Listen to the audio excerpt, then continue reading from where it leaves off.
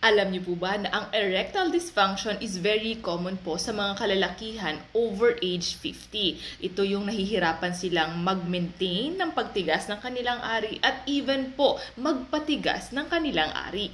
At alam niyo po ba ang dahilan kung bakit po sila nakakaranas ng tinatawag na erectile dysfunction?